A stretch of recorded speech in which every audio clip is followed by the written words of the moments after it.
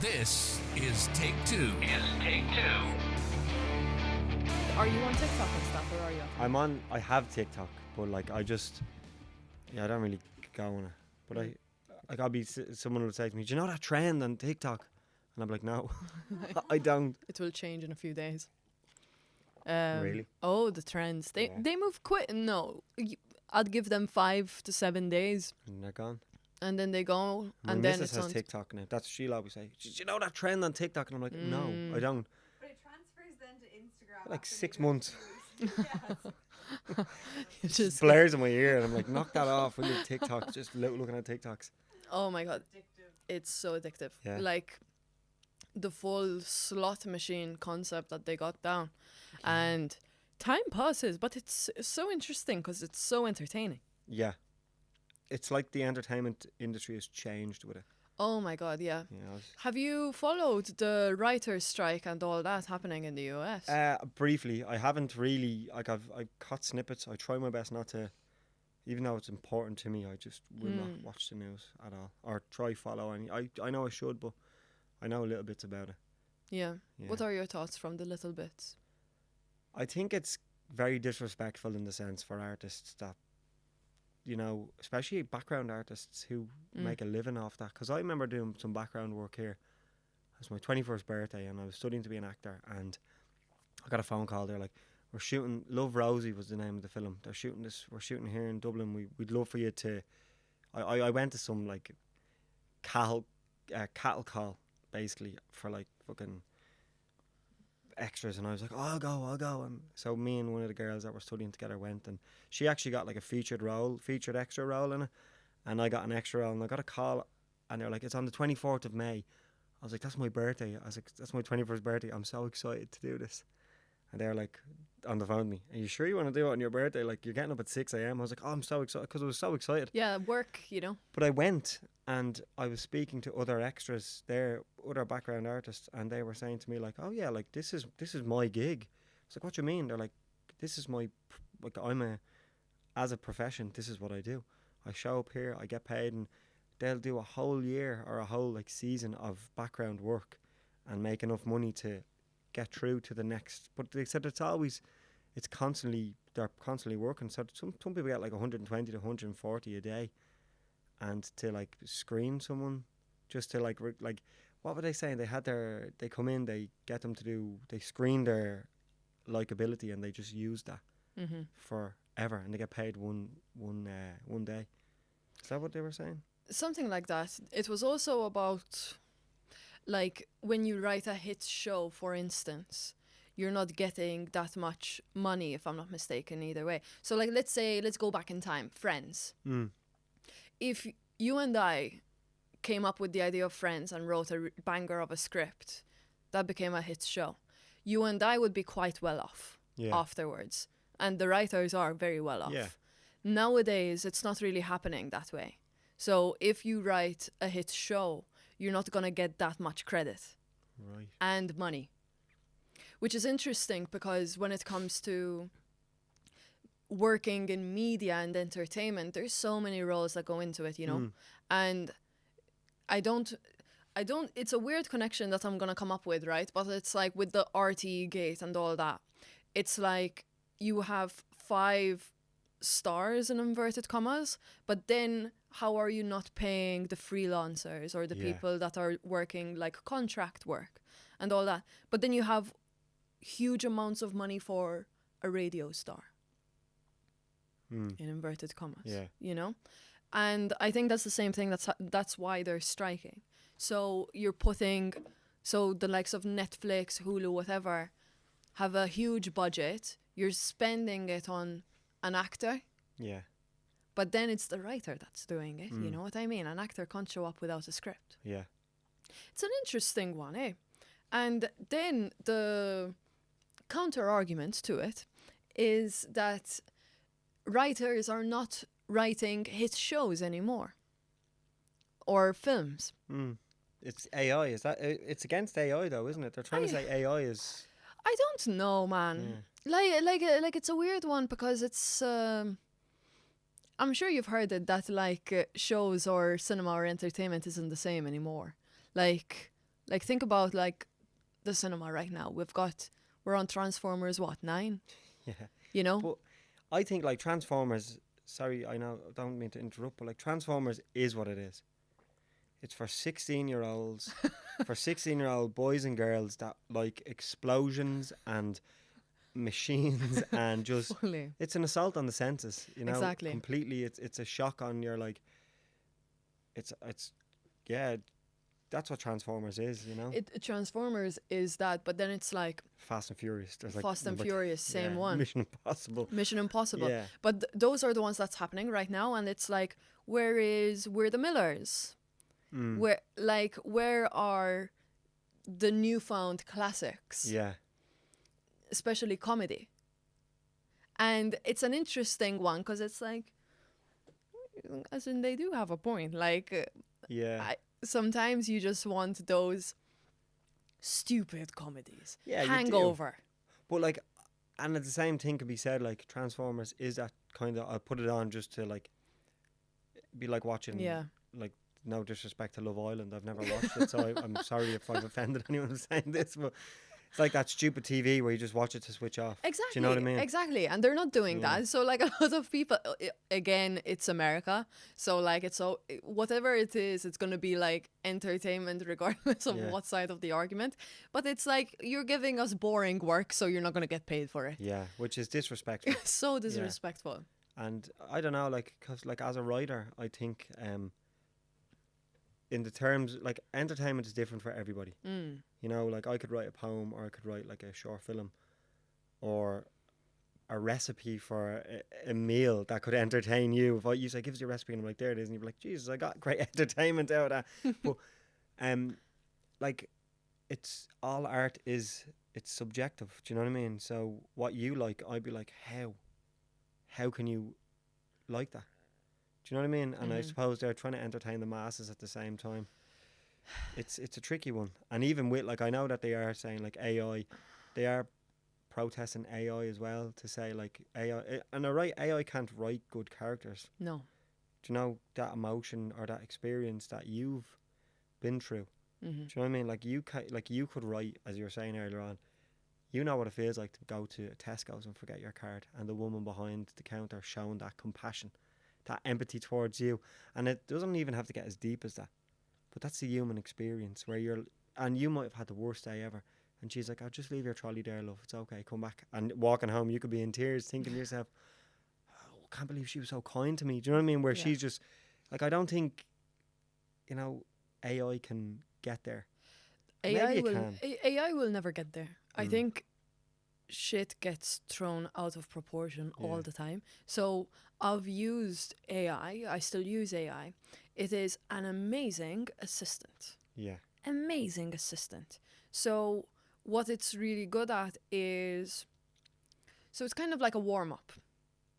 If you have a bunch of ideas going around in your head and you struggle with putting that pen to paper, AI isn't going to put pen to paper, but it's going to be like it's the mid step between 0 and 1. Does that make sense? Yeah. It's 0.5. And then it's up to you to do a really good job. Does that make sense? No, it does, yeah. So that is super. If you're going to go to AI and be like, write this, write me a story about something, it's not going to get it right. But the more you feed it, the better the outcome. And then it's your responsibility to make it better. Yeah. That is fun. It's the way tools are used. But what happened like with students and teachers, where like a teacher just gives them a question and then they write the question in ChatGPT and it gives them an essay. But then they're not reading the essay. Yeah. That's bad. I think it's also, if we were to take it back a notch though, it is lazy to just rely on AI. Yeah. I do think it could also be a wee bit of an excuse as well when it comes to like board members or something like that. When it's like, oh, for instance, hypothetical scenario, Stephen, I'm not going to pay you this much because for $100 or €100, I could write the script myself on ChatGPT. That silly assumption that your work is equivalent to AI or AI is better than the human is where things will get very messy, Yeah. you know? Yeah, but it's good for like a bio. Do you know what I mean? Write a bio for me. Such a good one. Yeah, and just like that, and then it's up to you to say, well, really, I wouldn't use this word to describe me, so I'll take that out, or I'll polish it off a bit, or Fully. yeah, do you It's know? so good. Or just writing a caption or describing an event and wanting to, I don't know, like let's say if we want to advertise this fucking like kombucha in front of us, I won't be able to come up with like a really telling story in 100 characters about this kombucha. You could, but ChatGPT could help me. Gives you that little push. Yeah. 0.5. It's like a really, really good teacher, except it's instant. Do you know what I mean? It's like that hand holding. Yeah. You know that story in the Bible where it's like with Jesus and when you're walking on the beach and the sand on your It's footprints. been a while since I've read it. So there's this lesson or metaphor in life where it's like you're walking on a beach and you look behind you and you see footprints, but it's only one set of footprints. And then you go, Jesus, during this hard time, I don't see your footprints. And it's like, oh, because I was carrying you. Yeah. ChatGPT carries. ChatGPT is Jesus. Jesus. Amen. I think we're done here. Yeah. We've solved it. We should start our own religion now. Cheers. Anyways, so you're a poet, yeah? Excuse me. Yes. So what rhymes with orange? Ask Eminem, I suppose. He'll let you know. You could rhyme anything, I suppose, yeah. It's just whatever way you say things. It's funny. We used to have a thing. My mum is from she's from around she's actually from around the corner on Gardner Street. Love it. And the way she would say certain words when we were kids, we'd laugh. But it's a guy when I was growing up called Warren, and my mum would talk about a woman with the surname Byrne. Okay. But the way she would say Byrne, it'd be like Burren. And I'd be like, Warren, it'd be orange when he's burnt. So maybe Warren and orange rhyme, I suppose. It's all in the accent. Exactly, it's all on how you say things. Yeah. Yeah. I like the start of your story with poetry when, and I'd love for you to share it when you were in school and a teacher took a piece of paper away from you. And then she called. Yeah. Tell us. So I remember it was one of my great uncle died, and I wrote a poem about him meeting my grandmother, and like my grandmother and her brothers and all, they're all meeting together in heaven, right? Yeah, there you go, Jesus. Yeah, we're really honing in on this Christianity. Oh, aren't look, as in Roman Catholic, Yeah, like the we love it. Catholicism is still very present. So sorry, I'm trying to get comfortable here. Yeah. I'm very comfortable actually. So I digress. Sorry.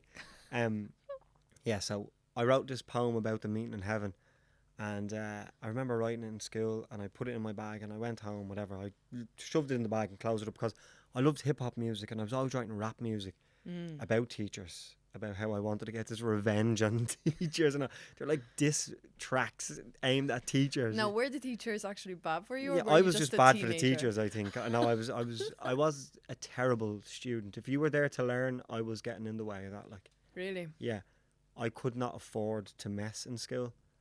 I just enjoyed messing. I just enjoyed it. I loved. Yeah, I was a bit. I think my emotions were too big for my my size at the time, you know. But but I found a way of expressing myself through writing, but I'd hide it, and I stuffed it in my bag, and I went home and whatever, and then I think it was like the next day, or it could have been that day. My mum was like, Miss Keeley called, and I was like, what? And I loved that. She actually passed away a few years ago. But I loved her. She was such a colourful person. She was so kind and so understanding. And I was like, oh no, did I upset her or something? And I was starting to panic. And my mum said, no, she rang and she was talking about one of the poems you wrote. And I was like, what? Oh no. I didn't share this and I wasn't like to my mum, no. She was like, no, she found one of your poems that you wrote about Yeah. Christie.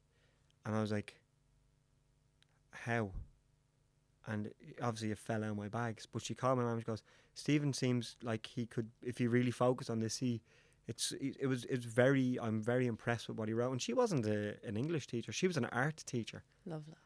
And Art teachers are always like the most. they just bring out the best in students. They're so good. And even if you don't have an artistic bone in your body, they will, I don't know, they just find, there's some teachers, just a handful of teachers I think that we all meet through life, and the education system will bring them forward. And even if you don't have them, you can tell that they're a good teacher. There's something, they're just this understanding, and they're the ones that we need to protect at all costs. But yeah, that's kind of my introduction to poetry in a way, where I was like, it wasn't a rap that I wrote, it was a poem about grief, you know. And I was so embarrassed, and I couldn't look at her when I seen her the next day, and I was so, because I was like, oh, she's gonna think I'm weird because I wrote this poem and all, you know.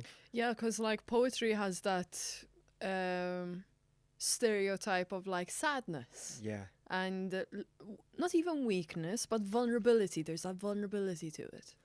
There Which definitely is, yeah. is not a stereotype, like it is a fact, you know.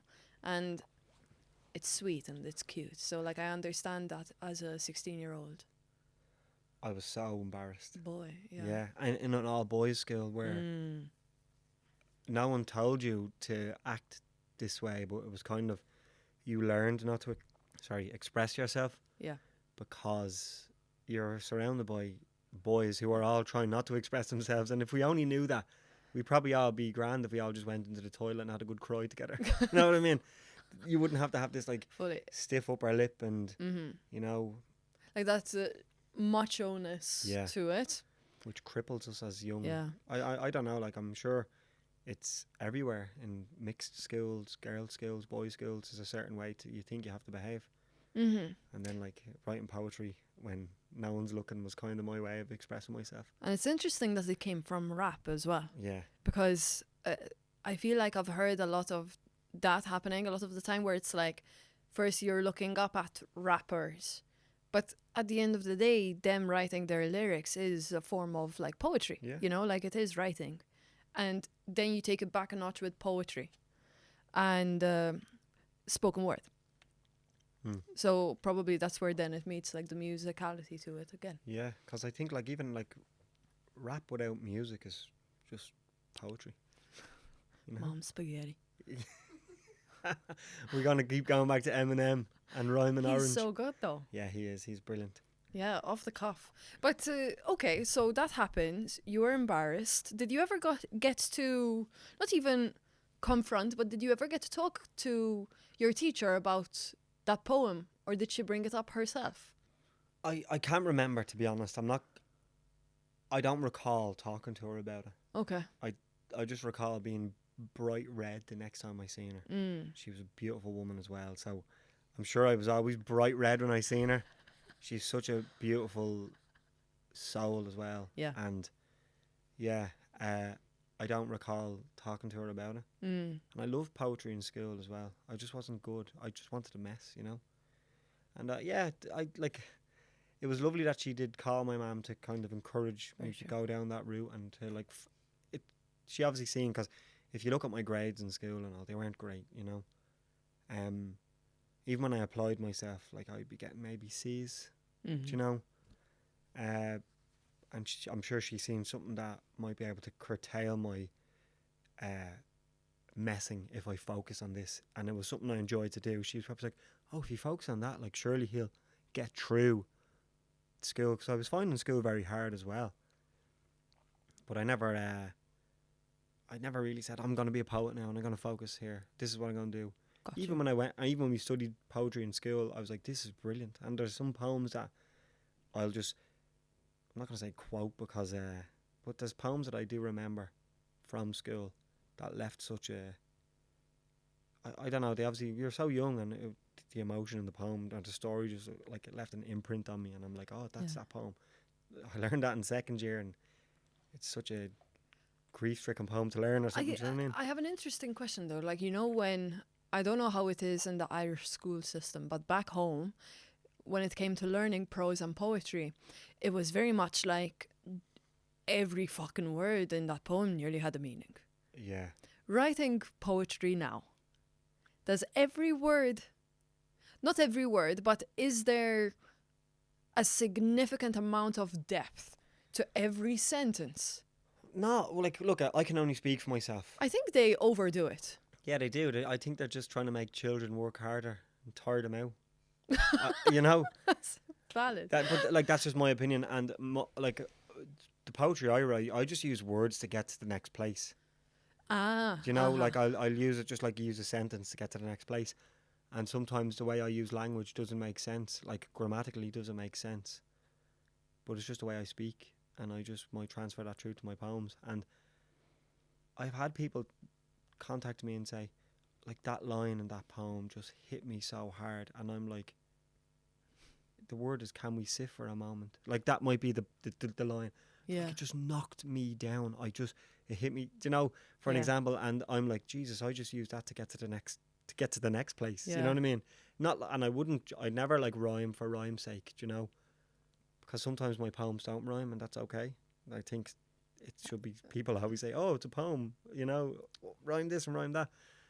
But I don't think every sentence should have a meaning, or I'll definitely try hammer a point sometimes if that's what the poem is about. But no, I don't know. It's just like sometimes they have a meaning. It means something to me. You might find something different in it. So when people dissect poetry, it can be so. I feel like it ruins the fun.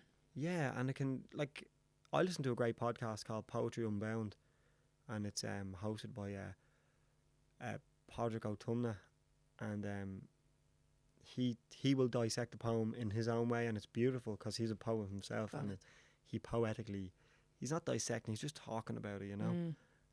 And that's lovely. But when you look at school and you look at people taking poems apart and tearing poems apart to try to find a deeper meaning, it almost, for me, I find it a bit disrespectful. Not that I've had anyone study my work, but I just think, like, does a poet really want someone to put them up? It's like they're like erecting them up on this post in the middle of the town hall, and they're naked up there, and it's like, oh, they're naked. Well, let's see what's underneath the skin then. It's like, he's in the nip or she's in the nip. Just leave them there already. They're putting their rawness on the page. You don't have to delve into it. Do you know what I mean? I agree with that. I never thought of it that way, but it is true. Like, even back home, we used to have, like, obviously you're learning poetry in Maltese and in English. And for us to, for example, understand the context of, to understand one poem, we were given full context and full personal history of the poet in order to understand. Yeah. So I forgot the name of the guy. Probably if there are a few Maltese people listening, they're like shouting his name out. Oliver Frigieri, or Anton Buttigieg, one of those.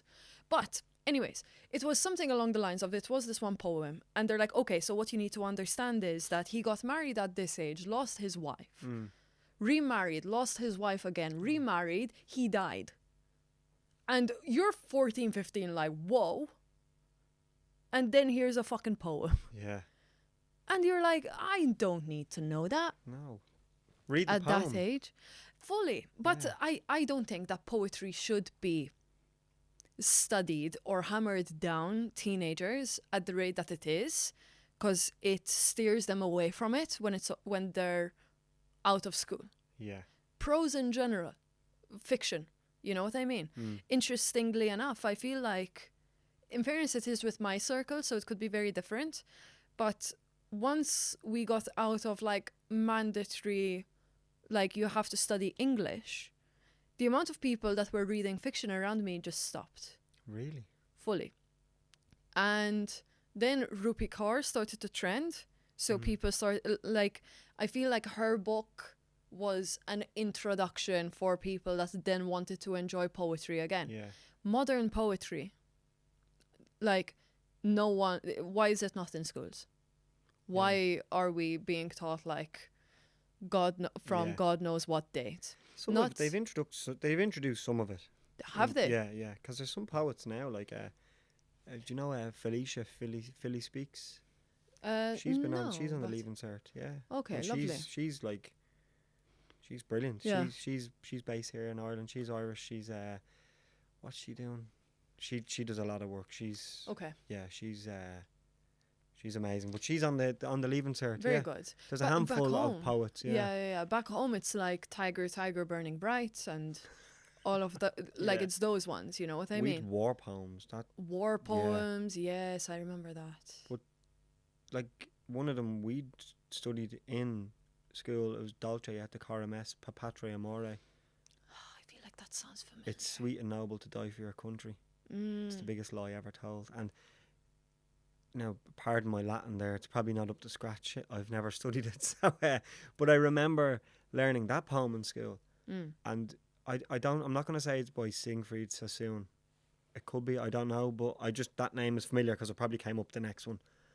But I don't think it is him. But it's literally about how dying for your country is the biggest lie ever because kids are going to war and they're dying. And the poem is talking about people experiencing mustard gas and and as you said, it's like you'd get an introduction to this person who wrote the poem and it's like, we don't need an introduction. He's a boy at war. Yeah. It's in the poem. Just because he comes from this background or he might come from this family or he had this experience in life, the experience in the poem is not about his background of what he's used to. Experience in the poem is about him being in the trenches in World War One and having a horrible time. Do you know? As it is. Yeah. You know, like read this as it is and then yeah. enjoy, sit with it, fair, onto the next page. And you know? if it inspires you to say, I wonder what it was like in the trenches in World War One, then research. Do you know what I mean? Love me. I love researching things. Yeah. That's like my thing. It's like asking questions and then fucking let's go ham. That's it. So You know. that's what you learn. Fully. Yeah. Fully. And I think that's where the education system fails, is that I don't know how the fuck we ended up here, but it's like, are you allowing or encouraging kids and teens to ask questions, to like get curious and commit to that curiosity? Yeah. Does that make sense? It does. And as we were saying earlier, there is teachers that will pry at that in the most kindest way, in the most influential way, that will encourage your curiosity. Like the teacher ringing my mum, so my mum could have the conversation with me instead of the teacher coming from a figure of authority.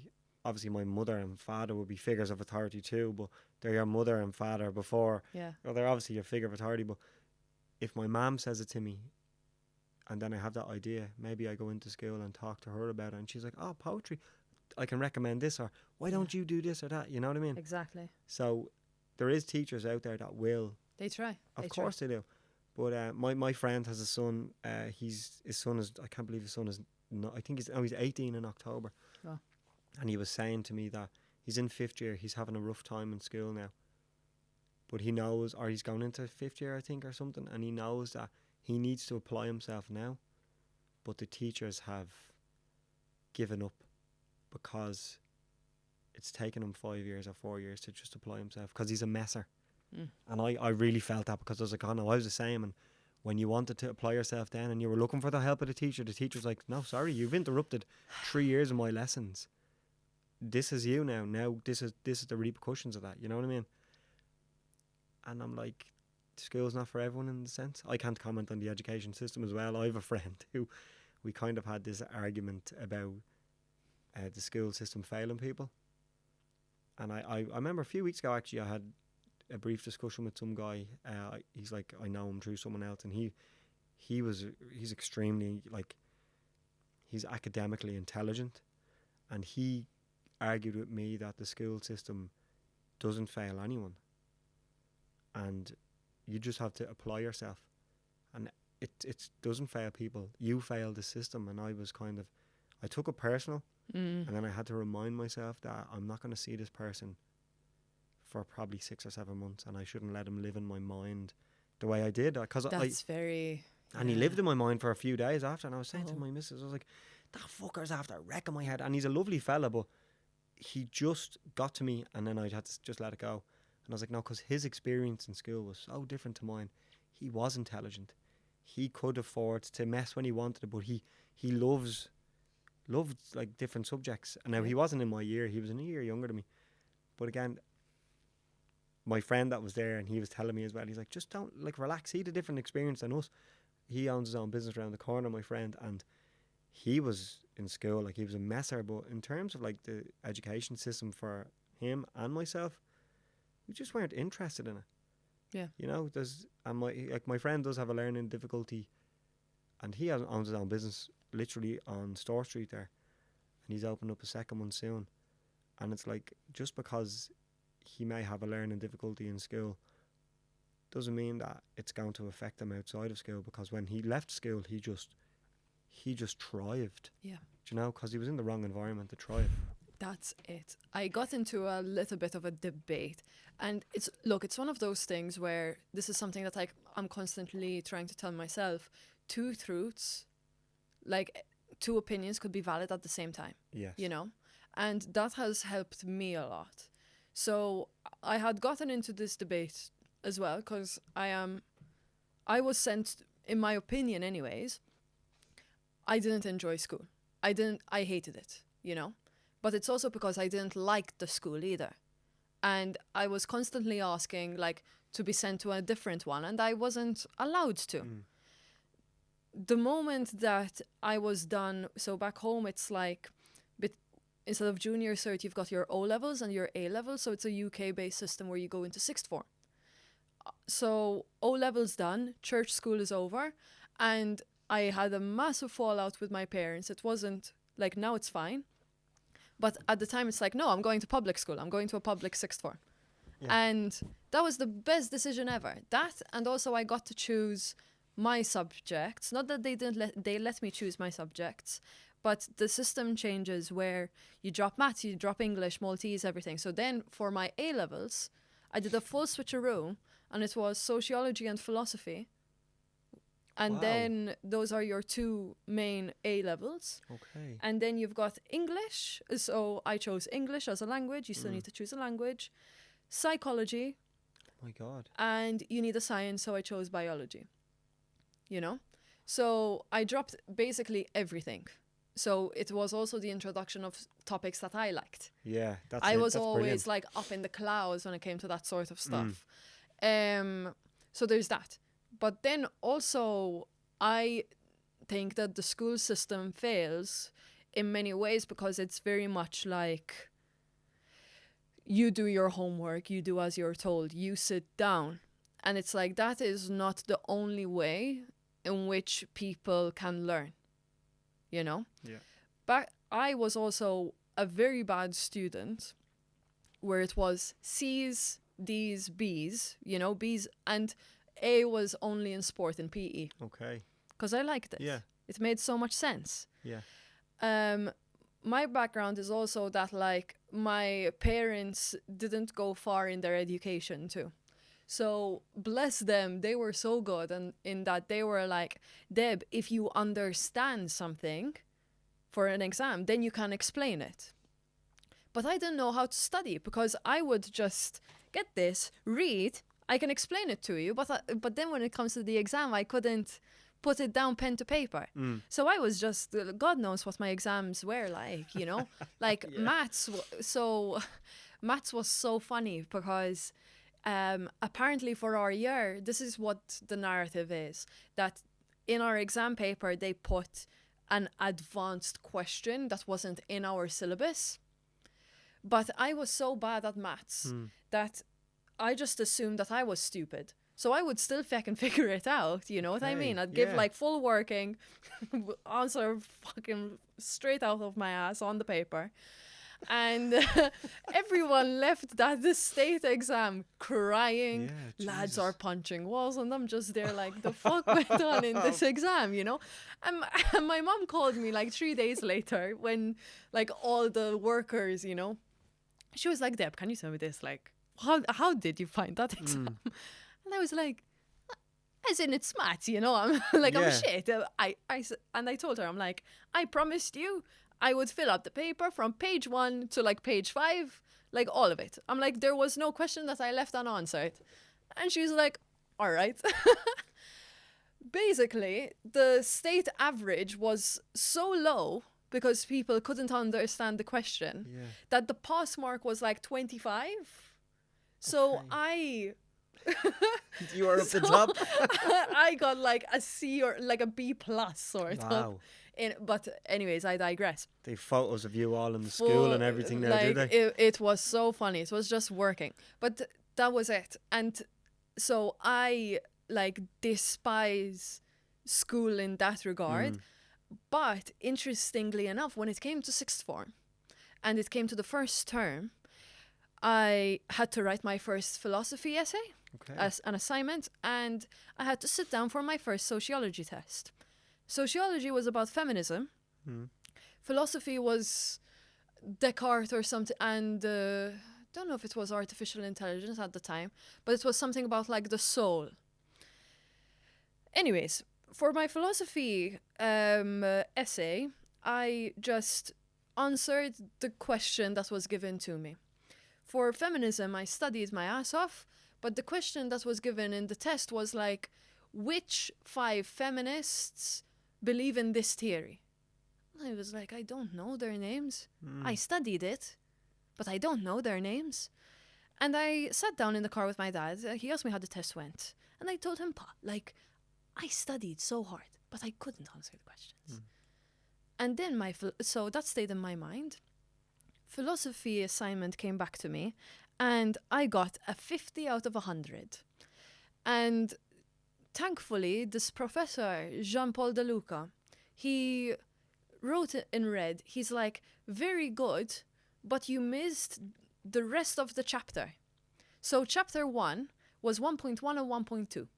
And that is when the light bulb went off, Stephen. Because I was like, I thought that 1.2 wasn't relevant to the question. But because he asked a question on chapter 1, I had to write everything. Test of sociology, she didn't care whether or not I understood. She wanted to know if I remember the feminists' names. Yeah. So that was when I went, I need to learn things by heart. After that, my grades skyrocketed. I went from a C's and D's to A's and B's. My results go like this: O levels, C's and D's, A levels, A and B, then my undergrad 2.1, my master's 1, first class. And that was it. Jesus. I would go into my exams with memorizing an entire essay via code. So I would go paragraph 1, so it goes like 4, 5, 3, 2. And it's like paragraph 1, 4 sentences. What are the points for that? Wow. Like My that. God. And so I had an entire system set up in place, and that is how I hacked the educational system, right? The only reason that skill helps me now is because I now have a good memory, or a photographic memory. Jesus. Other than that, thankfully, I chose the correct subjects that entertain my curiosity. Yeah. That's the really good I think thing. that was the starting point for you. That was the starting point. I'm unable to tell you what theorists and all that, though, because everything that, like, I had to learn, like, is for nothing. You know what I mean? Yeah. Which is sad. But then I got into this debate, and someone said that, like, the school system, though, it prepares you for adult life in that you have to do stuff that you don't want to do. In that not a child, but a teenager needs to know that even if they really hate maths, they need to do maths, because in life you're going to have to do things that you don't want to do. Now, if we were to take a step back, it's like, yes, you have to do things you don't want to do. Yeah. You don't want to clean up your room or keep the place tidy, but you have to. If you want to, like, if we go about life in things we want to do, it's not going to be really good, right? And I'm like, yeah, valid. But there's more to life. than just creating good workers and good desk workers, in my opinion, anyways. And it's sad because also I feel like the moment that I got exposed to, like when I was done with my education and got exposed to the business industry, I was like, looking at the people around you, your age,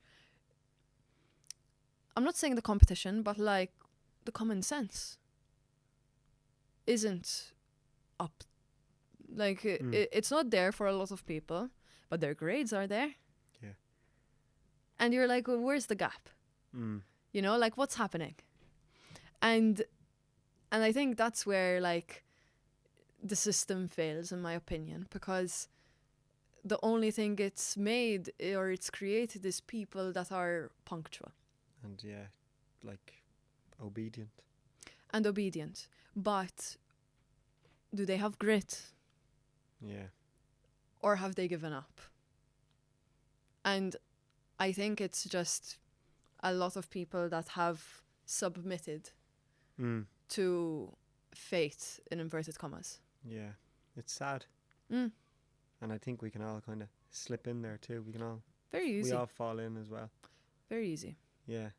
It's and like to comment on like that argument of like the system developing or just preparing you for things you don't want to do in life. I think that's very sad because it's given children, because you're a child up until you're, 18, 19. Yeah. Like, especially like I don't want to comment on and speak for all men, but like maturing wise as well. Like women yeah. mature a lot younger Yeah. than men, like physically, mentally, and like, internally, where men are a little bit later in life, and then obviously the way we carry on. And I'm not speaking for all men again, but like I feel like I didn't mature. I feel like I'm still not matured, but like 24, 25 is when I started to kind of say, right, I'm an adult in my mind. Do you know what I mean? I felt a bit more, and I think to like blast kids with like, oh, you're just gonna have to be able to do this because you'll be doing things in life that you don't want to do. It's like, so are you telling me that when I'm older or when I'm an adult that I'm just going to be doing so much I don't want to do? That's horrible. That Doesn't give you hope. Exactly, And look, again, I have friends that would completely argue the point of how school is the best thing, and school's great. I loved school. I hated it, but I loved it, But I get what you mean. I know a lot of academic people that you put them in a certain situation they wouldn't do well in. Yeah. Do you know what I mean? And Oh, yeah. vice versa. Like I'd be in a certain. You put me in an exam hall, even about things I like. I'd be the anxiety and shock alone would. I'm just all for make learning as exciting as possible. Yeah. Because that is something that I depend on so much, I love learning. Yeah. Learning is fucking great, man. Whatever it may be.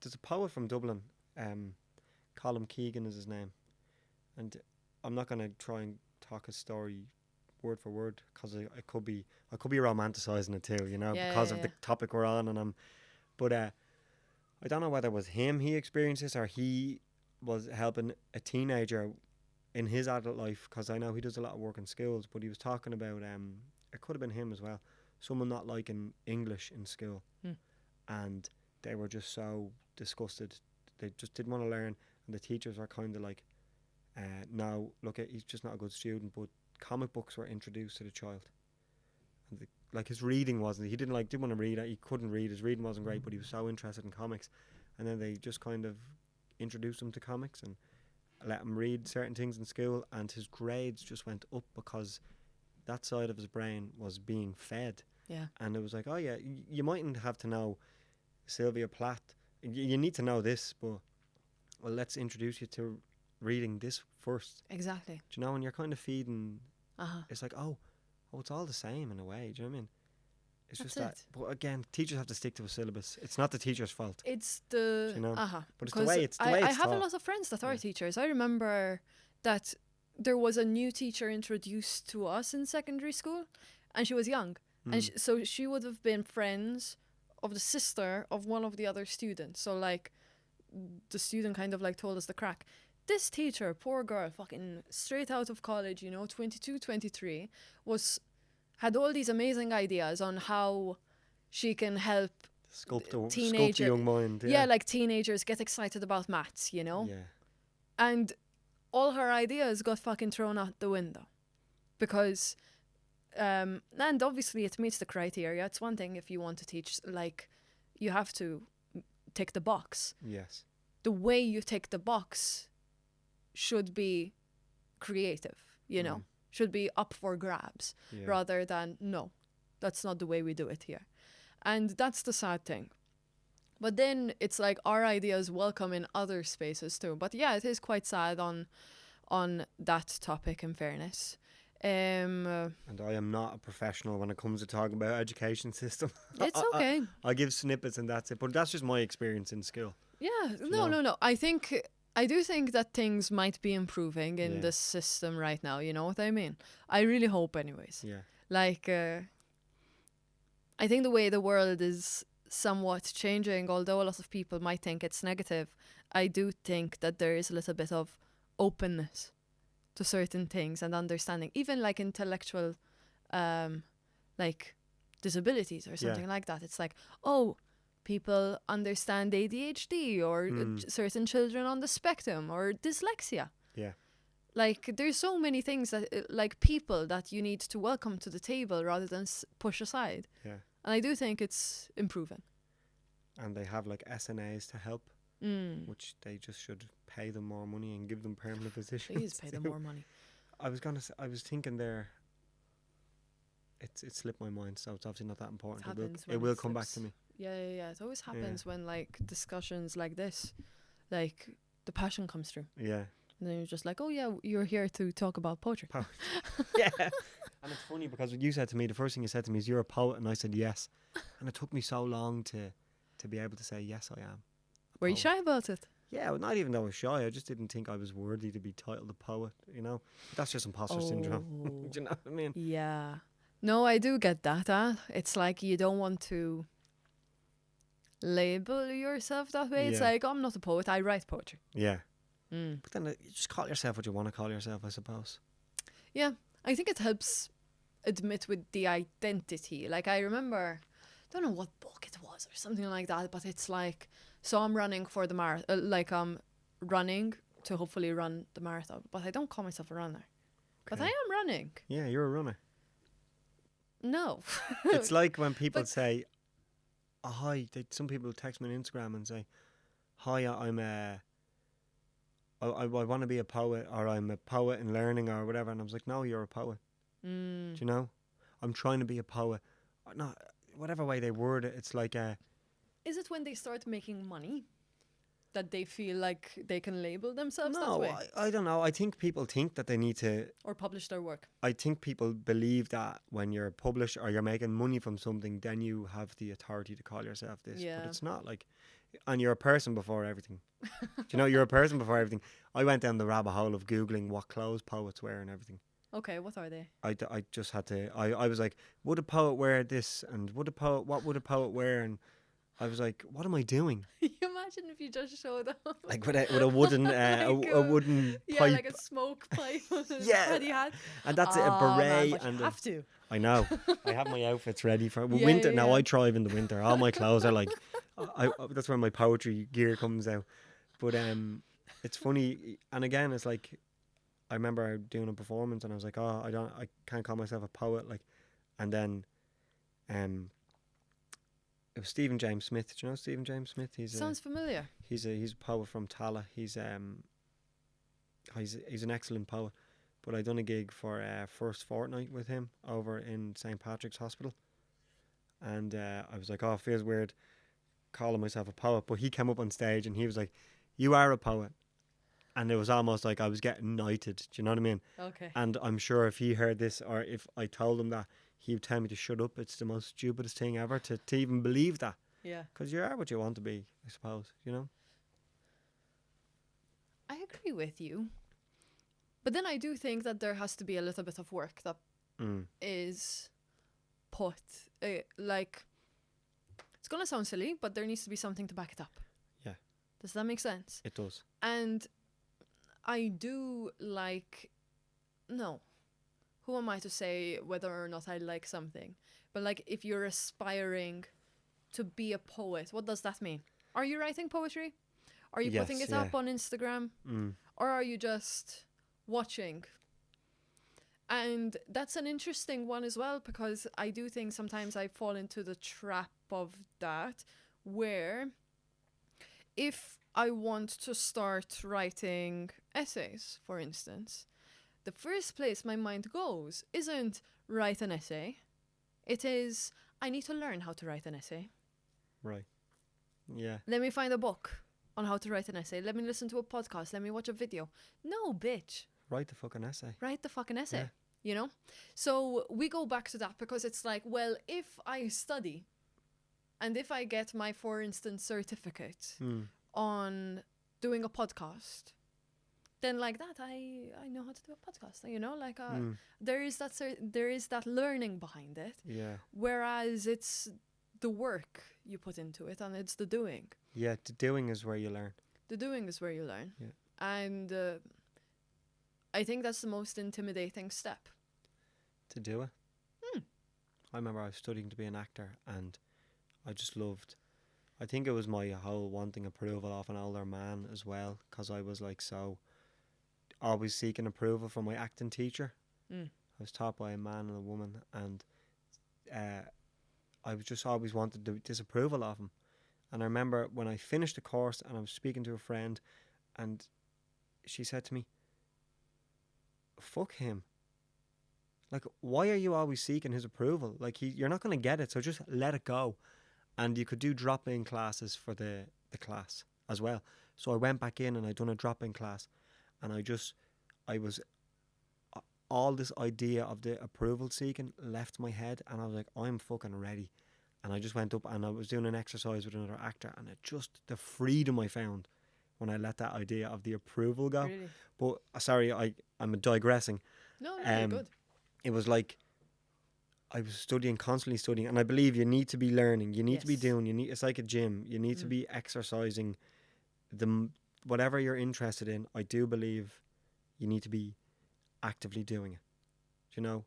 So I was doing all like, but they would say, actors act, writers write. You can do both as well. There's nothing wrong with that. Your job is like not to be researching how to be an actor. Yeah. Your job is just to be able, like, to show up prepared and do your job. Now, I wouldn't call myself an actor because I don't act. Do you know?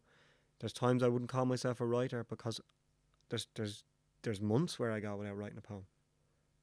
But I know it's in me. And it's like that. If you're not doing, as you said, are you that? Do you know what I mean? Yeah. That's it. Yeah. Like that's the thing. Now, in fairness, what people label themselves as doesn't affect anyone other than them Yeah. too. You know? I think a lot of people do like, I find it very silly when, like, let's say if I'm a poet, right? Yeah. If someone were to go and be like, "Oh, I'm a poet too," I'm Would like, you "Okay, ask cool." them what rhymes with orange? I will. I really hope you know that I will like ask them what Yeah. rhymes with orange. I am not a poet, by the way. But if someone were to say that, if I don't see their poetry anywhere, if it offends me that they're calling themselves a poet, then it's a reflection on me. That's a Does you that make problem, yeah. It's a you problem. So I think that's very like, we should welcome that thing. It's like, call yourself whatever the fuck you want. Like, it doesn't affect me at the end of Do the what day. you want. Fact. Just don't hurt people. Yes, do not hurt other people. Yeah. How did you stick to poetry after the teacher told you and all that kind of stuff, and like you turned bright red, that whole spiel?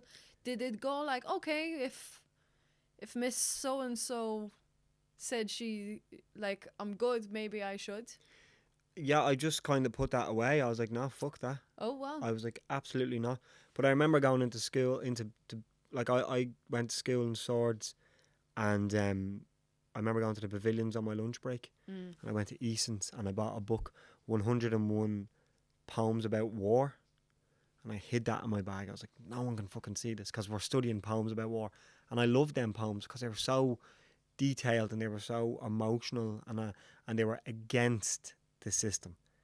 There was no enemy. The only enemy in war poems are the fuckers that make you go to war. The enemy isn't the Brits or the Nazis, you know, or whoever. The enemy in a war poem is the fucking army you're fighting for. That's what now look at. There's obviously war poems about defeating the Nazis or the day that they celebrate the war's over. But it's all, I always found like, no, this poem is about the system, and fuck the system. The system, and that was me in school. I was a rebel without a cause against the school system, against teachers. I just loved rap music, and I found that rap is poetry, and poetry is definitely a tool to take down the system. Do you know what I mean? Or not even take down the system, but to commentate on the wrongdoing that's happening. Gotcha. And I was like, I love this. But then I'd always scribble. I was always scribbling poems. But I was never saying, I'm going to go home and dedicate X amount of time to write. It would just come to me. And then I'd fight, like, especially because I was suspended a lot in school. I do a lot of writing when I was at home. Gotcha. In like, I remember getting suspended, and I was like to my dad, What were you suspended for? I was just like in primary school. I got suspended for like stupid things, you know, like cursing at a teacher or like fucking pulling down someone's trousers. Do you know what I mean? Things like that, like dumb things. And I still get the fear of God. I remember I pulled down one of the girls in like primary school, and I was her friend, and I pulled down her trousers, and it was horrible. It was bullying, like. Yeah. And her parents went to the school, and I was suspended for it. I was so embarrassed, and I was like, even now I'll be making a cup of tea and I'll think about it, and it'll be like, is it? That's So Raven, do you know that show? That's So Raven. Yeah, that happened, and I'd be like, I'll just see the whole thing. I'm like, what the fuck? And then I'll feel like I need to ring her and say sorry. Do you know what I mean? I haven't spoke to the girl in about 15 years, and I'm like, I need to ring her and apologise. And imagine one day, like when she has a child or something like that, and it's like you see that poet. Yeah, like, and this romantic. He's a prick. He's a misogynist. He does, and I feel that way. Down. I feel that way, and I was like, and I still feel the guilt and the fear about it. But I would get suspended for like just cursing at teachers, especially in secondary school, like messing, being disruptive, and being too expressive. But like in the sense that, like, school is not the place to express yourself. It's not. There's no...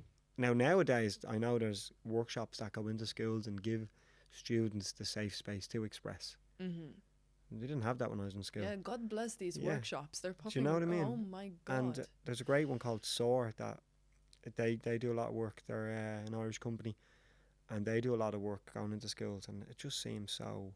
I remember I was studying... Like, I got the chance to study as a facilitator with them, and I definitely wasn't ready to facilitate, and I discovered that during the training, and they just helped me so much. It was like I got to take place in a workshop during lockdown over Zoom. Was it for mental health? What was it? No, it was like they go into schools and they just give students that space, you know, that safe space to number one, they talk about how like everyone's experiences are different, and we need to know that.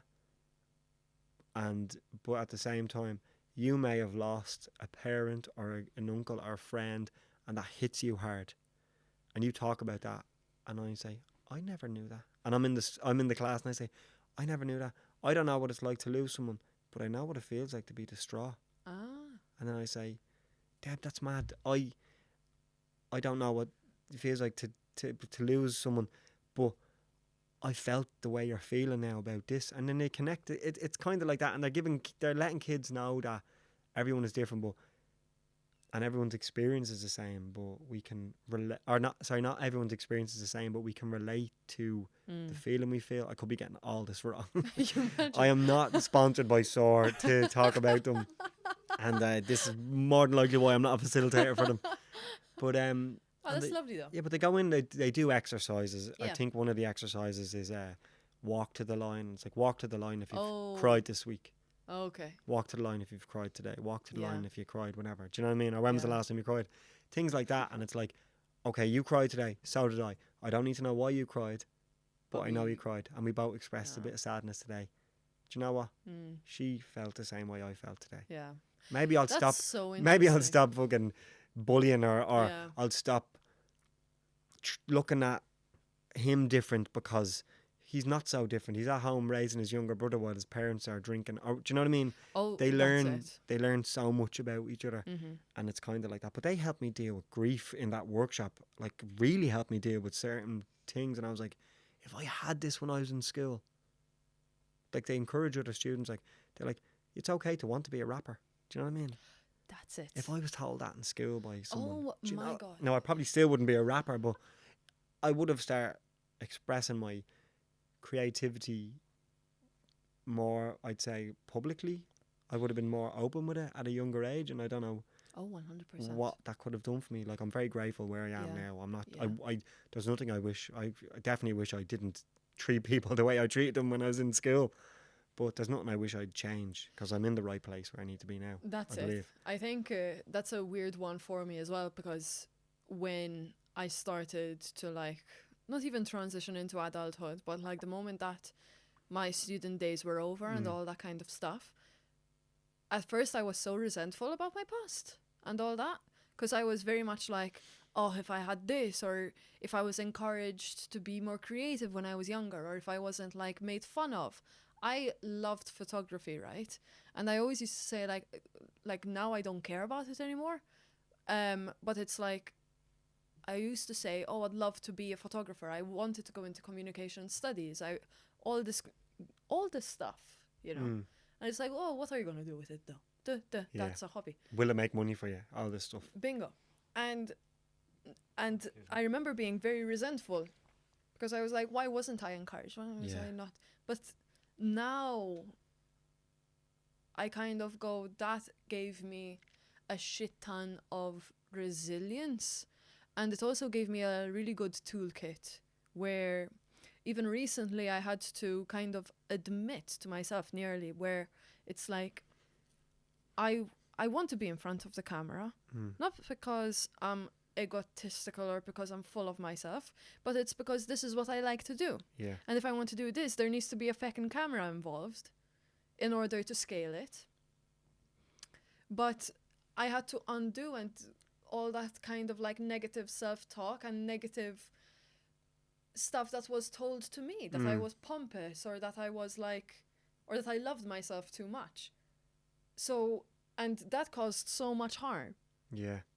Because I had to make myself very small to make other people feel comfortable. Which isn't it the best thing to do at all? But now, I kind of go, the fact that I had to overcome that and the fact that I am okay saying that Yeah. and comfortable saying that, I know that if someone else were to be like, oh, you love to be in front of the camera, I'm not going to squirm Or defend. or defend Yeah. or insult. I'm going to be like, yes, I love it. love it. Yeah. And that's so fucking cool. It's a great place to be. Such a I good hope you're place to proud of be. yourself to be in Oh, that yeah. that position, to be able to, and to not react to other people's insecurities about themselves. Do you know what I mean? That's a, Yeah. and I do think that Malta is very similar to Ireland in that, you know, that Really, yeah. oh yeah. Again, like not to go back to the start, but it is like the same religion. It is the same like taboos, notions, make yourself Yeah. small, that sort of thing. But it's very much like I project my insecurities onto you. You stay here because I am here. Exactly. And when you, that's interesting that it's so similar. Oh yeah, Did you notice when you came here, you were like, whoa, I'll be I'm honest. still at home? Yeah. Yeah. Yeah, that was it. In fairness, I wasn't expecting difference in that. It's gonna sound really bad. It's a massive stereotype, but it's like before I was moving here, it's like, oh, the Irish are just like the Maltese, just ginger. And yeah, but like you're right, you know. You know? Yeah, no, No, that- I didn't see that many gingers, Yeah. but yeah, like it is similar. I think that's why I didn't struggle that much. That's so interesting. You know what I mean? Yeah. It was more just the accent. That's the one thing that like pisses me off about myself, because it's like if I had a different accent, people would relate to me more. That's the one thing. and I still say it with like full heart, like, and confidence. Wow. Do you feel, is that, Oh, 100%. and do people make you feel like that? Oh yeah, as in it's like, oh, so let's say for instance, if I'm blunt, or if I say something like stronger, it's like, oh yeah, culturally, it's a cultural thing. Yeah. And it's like, no, it's not a cultural thing. It's because my accent is harsh. Okay. Does that make sense? Obviously, yeah, no, we're yeah. Mediterranean too, so there is Yeah. that. The expressiveness and passion. The It's expressiveness passion, yeah. and all that kind of stuff. Yeah, Yeah. 100%. Like, I'm not saying we're the exact same. No, but still. But That's so I do think that if for instance, it's gonna be my 5th Irish birthday in August. So I'm like 1 month left, Wow. And I moved here when I was 21, so obviously my brain was still developing. There are certain words that have changed. I approach an old Irish person so confidently because they can't figure out where I'm from or anything like that and all that kind of stuff. So it's like the little Irishness comes out of me more. Okay. And it's so much fun. You start to have a bit of a Wished. hello there, it's Deb. Yeah, you exactly. keeping? Oh, are you going to watch the World Cup now? Yeah. But you moved to Galway. Galway. Yeah. And then Dublin. Dublin made me. Yeah. Dublin made me. Put 100%. a bit of Oh, yeah. shell around you, did it? Oh, not just that, but it's like the opportunities that are over here. Yeah. It's all on you, man. Mm. And this city has so much to provide in so many ways, not just like business opportunity, friends, activities, fun shit, poetry. Yeah. If I want to fucking start performing poetry, I know where to go. Exactly. And I have a choice, not just one place. Mm. There's a choice. Yeah. That's so cool. It is, yeah. And I suppose there's still the hospitality as well. Like because I still work at the airport, but I don't work in the airport Okay. now. And people always say the hospitality is great, but I know for a fact coming into Dublin and then say being in Portumna in Galway, the difference between the hospitality in Portumna to here, I don't know. I find that Dublin is losing its little bit of. I don't want to say this, like, but I do find it's starting to become a little bit more like, if you go across the Irish, a little bit across the Irish Sea, it's becoming a little bit more, because it's a city as well, like City. Londonized maybe with the busyness of it. Mm-hmm. Do you know? But I still, like the competition, right? yes, Yeah. and I do feel though we still have that little bit of, no, come on, you're one of us, you're grand, we're gonna look after you, regardless of where you are or who you are or where you're from. I still feel like, oh no, you're here now, so we're gonna look after you. Mm-hmm. I still feel like we have that, but it's still, the busyness kind of breaks my heart in Dublin. Yeah. But that's change, and that's just inevitable. It's going to move quicker, you know what I mean? Whereas, and I can't comment on say like Galway City or Cork City or, because I don't go there. I've been there a handful of times, so I don't know what it's like in that sense where you've lived in both. Do you know what I mean? Mm-hmm. But I feel like Dublin is changing. I just think it's so much busier. Like head down walking, I'm in a rush. Do you know what I mean? Yeah. That- I like, from my perspective, right? It's like, what I found better from Dublin to Galway is that in Dublin, because no one knows no one nearly, I feel like it's nearly friendlier out in the streets, because there isn't that smallness to Galway where it's like, oh, I don't know you, Right.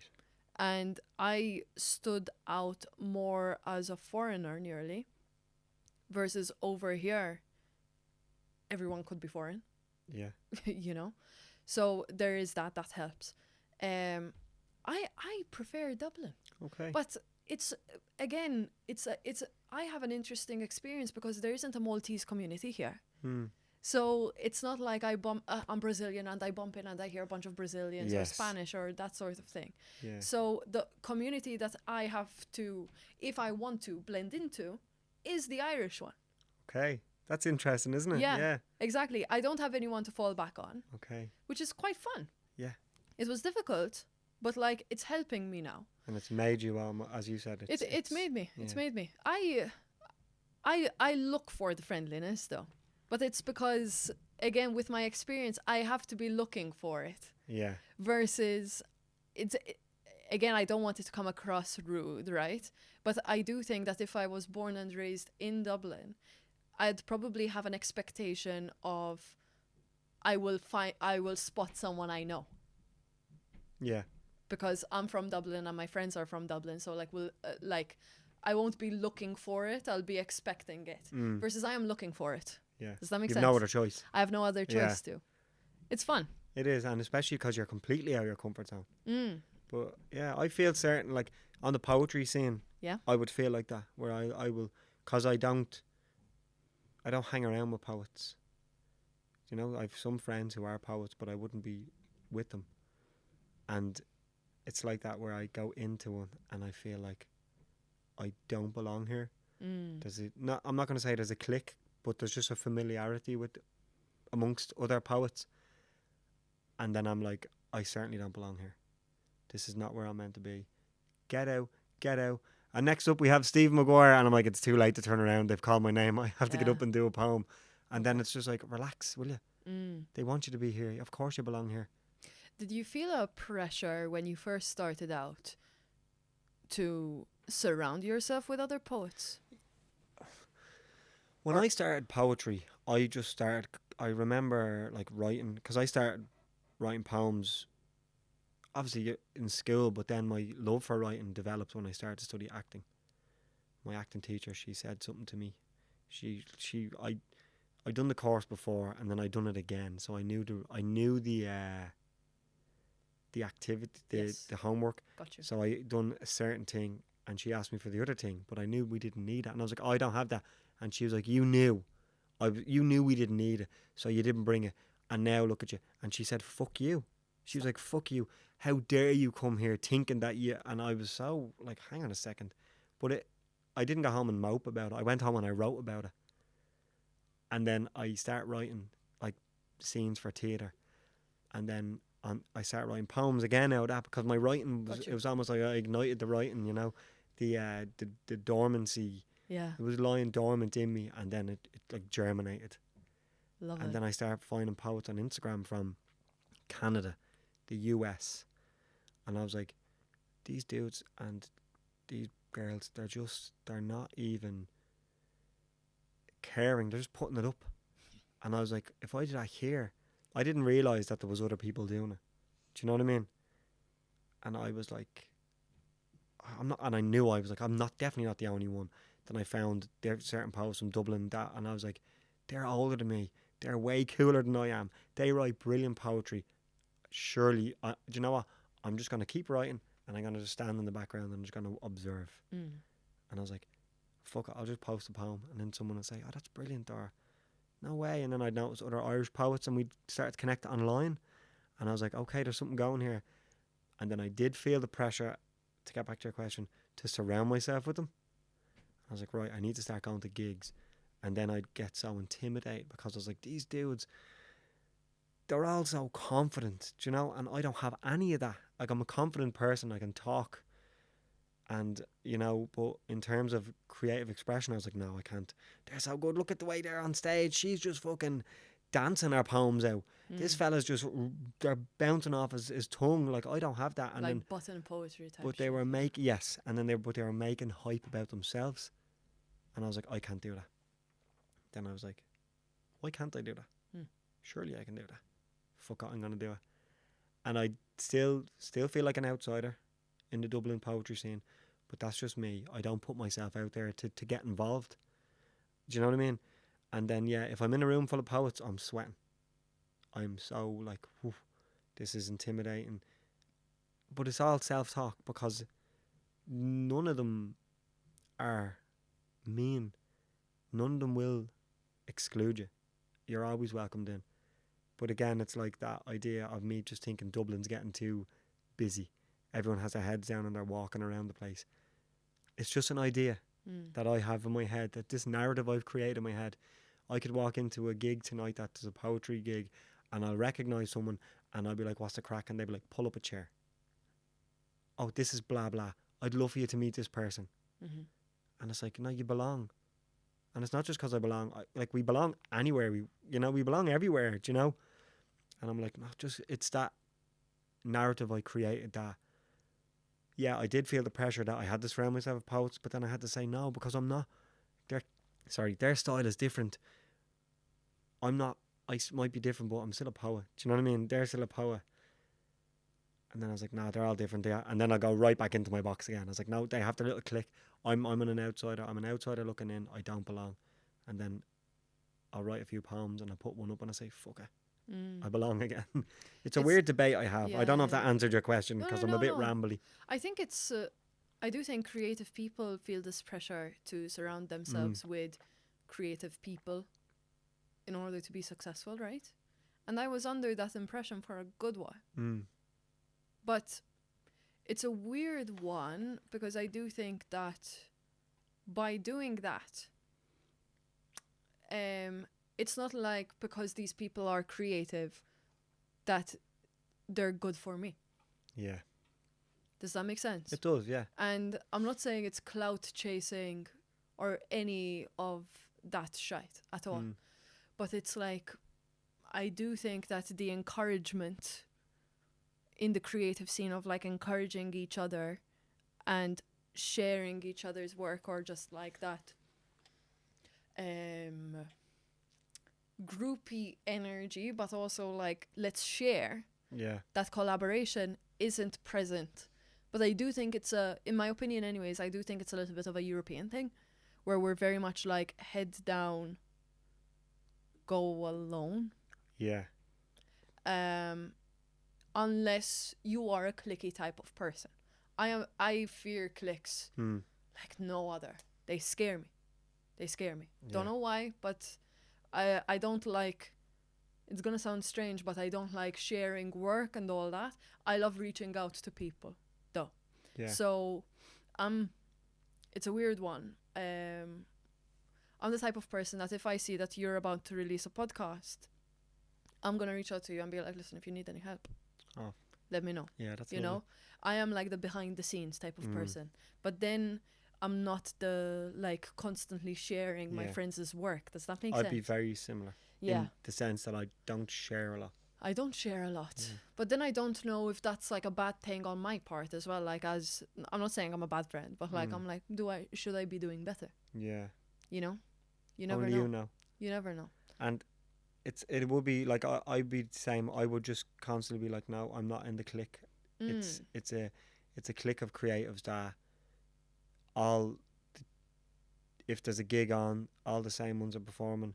I don't belong in there. And it's like, the only way you know if you belong is if you reach out and say, put me on the bill. Yeah. This is my work.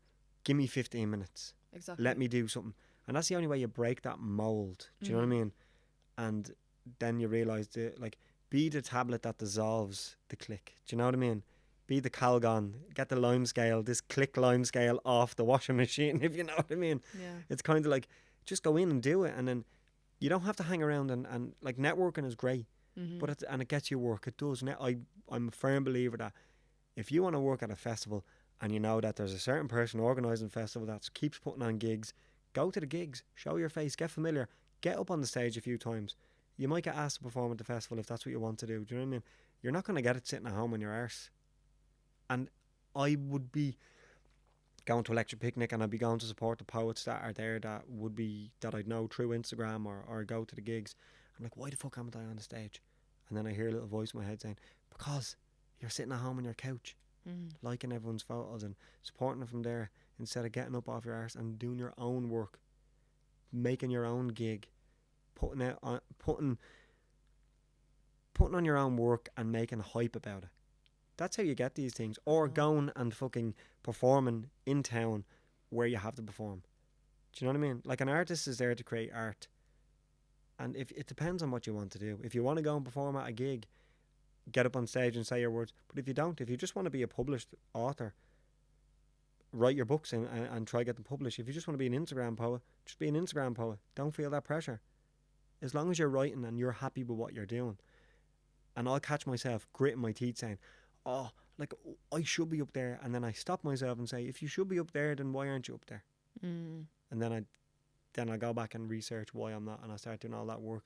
Well, this is why, and it's like, do you really want to be up on that stage? And if you do, get up on the stage. Go to the places that put you up on the stage. Do you know what I mean? Do you get me? Yeah. Basically, Yeah. what I'm saying is we're our own worst enemy. We are. Yeah. We are. And I think I was talking to someone about it. It's like, what I want to make sure of is that if something, a goal of mine, for instance, doesn't happen, I want to make sure that I have exhausted all of my options and that thing didn't happen regardless. So that means that, like, it wasn't meant to be. Yeah. The what ifs and should haves will eat your brain. That's one of my favorite things. I don't want any what if or I should have done that. Now, I have to give myself a little bit of empathy, which is something that sometimes I do struggle with. So it's like, I should be working harder. I should be doing this. Deb, you're working till 11 p.m. on a certain edit. Stop. Yeah. You know what I mean? Like, do you want to sleep? I love sleeping.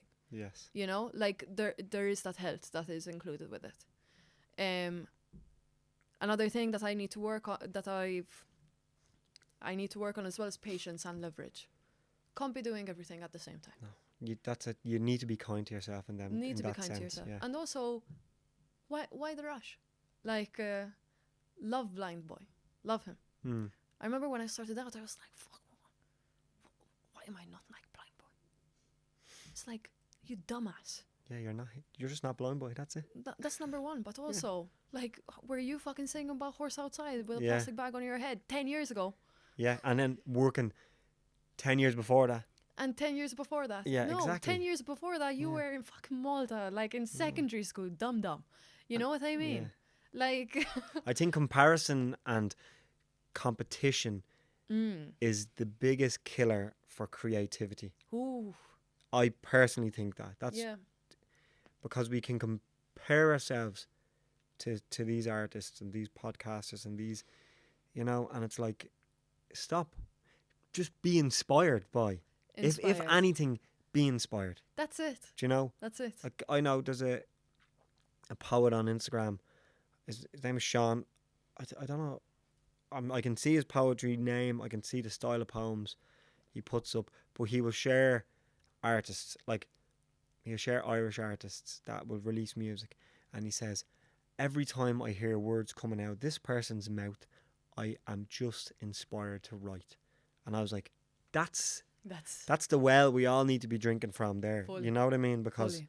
if you're just be inspired by, even if it's someone saying, do you know what, I'm going back to do an apprenticeship at 30 because I've always wanted to be a carpenter. Good. Fuck. Go get it. Yeah. Good on you. Instead of saying, like, why can't I do that? It's like, well, number one, do you like carpentry? Exactly. No.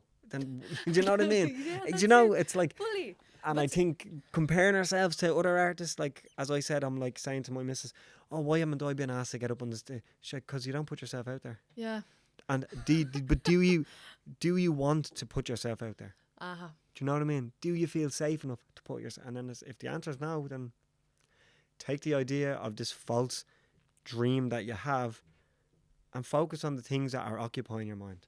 And if that's just shite, then try get rid of that. And then really, you'll find out what you want to do. And it's also like, look, I'm very happy that at least I'm not the type of person that if Blind Boy triggered something in me, I don't go hating on him. You know, I think that is the worst card that you can deal. Rather hate on myself than hate on someone else. Not that good, but it's But I think it's also like, oh shit, why am I not performing at Electric Picnic? It's like, that's not the end of the world, because next year, guess what's gonna come? Electric Picnic. Yeah. You've got a year. Yeah. You know, it's like directing your inspiration, setting those goals maybe as well. That's then- like a fun thing. Then asking yourself, do I want to perform there? Do I Why- want the applause? Yeah, is it feeding my ego? Yeah. Because all I just wanted to be famous. That's why I started taking Ah. acting classes. Then I realised I get stage fright. Do you know what I mean?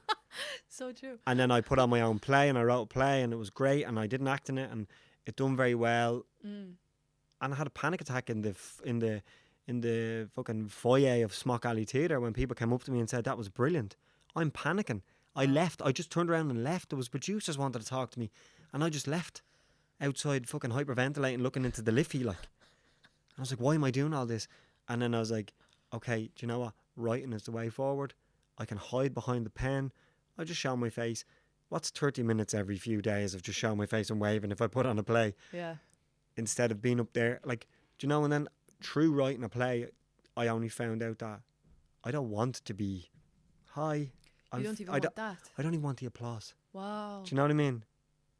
But it's only through doing it. Exactly. It's only through doing it. Wow. I know. So now you're happy with, like, you don't have that should have, or like that, like, oh, I should have done this more, or I should have gone down acting because, like, it's sealed. It's a done I've deal done for it. you. I know I didn't like. Yeah, chapter Now, don't get me closed, wrong. next. If Yeah. a role came up and I was like, I could do this, I'd love to do it. I'd do it. Do you know what I mean? I'm not saying that it's gone. Acting is in the bin. But you're not desperado. But I've learned how it's performance is the thing I love. And even writing is performing. I can get up on stage and say a few poems. That's grand. Yeah. But like get up and do a play. No. Love it. I die a death. Theatre is so much fucking fun. Went It to is. one Mahan McCann, who was on the podcast twice now, and he just did Waiting for the Offer over in the new theatre, Temple Bar. Okay. I was like, shit, I need to go to more to them. Is it on now? I think it's done. I think it was 1 week, but there might be a rerun. Sold out. There's something about theatre, isn't there? Fucking hell. You're in the moment. You're there. You're there. You can't pause it. Uh-huh. You just live with the character. And it's so weird because I've never been at a small theatre.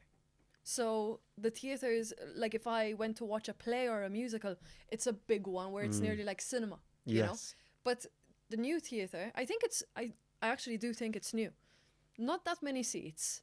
It's in the bookshop, behind the bookshop in Temple Bar. Yeah, right there. So small. So you know what it felt like? It felt like kids putting on a play for you. That's how intimate it felt. Okay, yeah. But obviously, like, it's not for you, but like you can see them there. I don't know. It was. You're in the room You where feel it happens. very present. You're so in, present. You're like that. Don't get me wrong. Good TV, good movie. It can do that for you. Yeah. But you have the power to pause. You have the power to leave, and obviously you can leave the theatre too. But there's something about seeing the whites of an actor's eyes. Oh yeah. And you're there, and you can smell. You can almost smell you can see them the. change their outfit. They didn't Yeah, even have a really, changing yeah. room at the back. It was like like the coat hanger, the one with lots of things. So like they're about to change outfit and they just like blazer, like it was that level of like theatre. And if it's good, you see them do it, but it doesn't get in the way of the story. That's it. Do you know? That's it. I don't know. I love that, and like I just love when someone shouts or you can hear someone in, like you're there. It's a straight up. You're in the moment with them. They didn't have mics. Yeah. They didn't even have microphones. Like they just amplify their voice. Yeah. It was like genuinely. After I left, I was like, that was so much fun. Started at 7. You're out at like 8:15. And you still have your evening. You still have your evening. Like you go home, cook, and you're done. And you're still thinking about it. I'm sorry to interrupt, and I don't mean to be rude. Is there a toilet in this? Yeah. I apologise. I'm having fun. So am I. Yeah. So theatre. This is a good one. I literally keep asking you questions and then they just remain unanswered because I get so excited. But about that's me, everything and I else. do apologise. I've Oh, been you're on good. 2 other podcasts, and it just happens to me. I think it's the nerves. I get nervous, and I just blabber. Yeah. No, but I'm a blabbermouth too. So then it's just like, We're well, the worst 2 people to have in the room together. 100%. Nothing gets done. It's like I just asked the questions and then I was like, no, let's entertain this one now. I don't even think I've answered the 2 questions you've asked me. Which ones were there? Oh yeah. There was the one of But the developing. teacher developing the poetry and afterwards. I answered the 101 war poems. Yes. See, how did we get to where we are in a theatre? Do you know what I mean? I think it's for the love of writing. Though. Yeah. Look, I'm where I am. As we were just having that conversation, this is where I am now, though. Yeah. Because I put it away. Acting is what inspired me to start writing. I started writing short monologues. I wrote short scenes for 2 actors on the stage. And then I started writing monologues for just 1 actor. Then I ended up writing like short films. Then I wrote I put on a night of theatre in Swords, and I loved it. Everyone came. It was sold out. People, and you know what? It's like, did you see that film Tick Tick Boom with Andrew Garfield? It sounds familiar, but I don't. It was watch directed by Lin-Manuel Miranda, who wrote Okay. Hamilton. Yeah. Wow. Yes. And it's about the writer who wrote the musical Rent, and it's about him. And there's a scene in it where he's worried about someone coming to the recital or something to see his like reading. That's what it is. He's nervous, and he says to his roommate, like, it's just friends and family here. Like, what happens if it's just gonna be a room full of friends and family? And his roommate says, and isn't that such a beautiful thing that they all want to come here and support you? And when I seen that, it made me think about, I filled a room full of friends and family to support my art, and they came and it sold out and it was great. And then the poem, or the play at the end, there was a scene from a play at the end that I was working on, a full-length play, and I put that on, and I went to Galway actually with it, and Galway we won an award in Galway for the play and all, and Galway was so kind to us, and the theatre didn't sell out or anything. There was only a handful of people in the audience. Friends and family came down from Dublin to support. Sweet. And we won an most outstanding theatre award at the Galway Fringe Festival. And then but I was writing poetry throughout it all. Like, my love for poetry came back from writing theatre again, you know. And I don't know. Sorry, I just went back to see could I answer that question for you. I think I did already though. I'm repeating I feel myself. like people are getting all the answers through this conversation. I think it's just what I found so impressive. Like, that's why I reached out to you in the first place. And it's a strange one because I didn't know how much theatre you did write and all that. But the one thing that stood out to me was that you brought poetry to society or to the real world via your typewriter. Yeah. You know, where it's like someone comes up to you and you write a poem on the spot, rip and give it to them. Yeah. Like, that's so impressive and that's so creative and cool, you know, that you just brought writing to the moment. Thank you. Like, how the fuck did you do that? Yeah, it's stressful too. It's creative and cool, but it can be stressful. My cousin, actually, it's mad. It turns out that my cousin does it. I didn't realise he'd done it, and then I found out. I was like, he was on the news, and my mum was like, that's Maisie Unfla Lewis. And I was like, no way. And he had a typewriter giving people poems for Poetry Day. Oh, okay. And I was given a typewriter for Christmas from my girlfriend, and because I loved writing, we started dating in 2016, and that Christmas she was like, I got you a typewriter because you love writing so much. And I was following certain typewriter poets, we'll call them, which they're just poets and they just use a typewriter to write the poems. And he was a Canadian guy called John Loop, and that's who inspired me to put my poems up on Instagram, because I was like, he does it but he's doing it on a typewriter, I'd love to get a typewriter. So she got me a typewriter, and I just said, fuck it, I'll type out a poem and I'll just put it up. And I did. And then I seen that I started talking to Lewis, because we wouldn't have been close, you know, we're cousins. It's like his mum is sisters with my uncle's wife, if that makes sense. Sure. Yeah, makes sense. I lost you at Yeah, once. you lost me at wife. So I met up with Lewis, and we went into Bread 41 in Pearse Street. Oh, And sexy. Yes, and we both brought in typewriters, because Lewis was working there, but we ended up sitting in Bread 41 just giving out poems to people. Yeah. And then Lewis got me a few gigs for Christmas parties typing out poems. But then I just said, fuck it, I'll just sit on the street every now and again and give people poems. And then writing festivals started to hire me, and poetry festivals started to hire me to do it. And it's great and it's lovely. But it can be quite, obviously it's stressful, but it's great because I love writing personalised poems for people. So does someone just come up to you and go, what are you doing there? So I'm writing poems. No way. Do you know any Seamus Heaney? And I'm like, no. And like, can you write me a poem? And I'm like, yeah. Oh, cool. I was like, what do you want a poem about? And then they start to panic. About me ma. And I'm like, what is it about her? Well, she's me ma, you know what I mean? And I'm like, no. Tell me about your mum. I says, because I have a mother. I have a relationship with my mum. It's completely different to the relationship with your mum. Oh, don't get all deep on me. You get all that. That's a bit deep, isn't it? But then I'll ask them certain details. What is it about your mum that you love, that makes her your mum? What is it about your brother that makes him the person he is to you? Like, I've written poems about best friends that their girlfriends have asked me to write poems about. I can write a poem about my best friend, but I can't write a poem about my best friend from your relationship with him. Do you know what I mean? Yeah, 100%. So I want to know what it is about your person that makes them your person. And I ask them questions, like, it's in the details. It's about how they shift on their seat when they're getting a bit nervous or agitated, or it's about the way they pick up the remote control when they're fed up with a program, or it's about how they say their name after a day. They say your name after a long day in work. Things like that really make them your person. It's them small details, and when people give me that, then the creative freedom to work within that structure is so vast.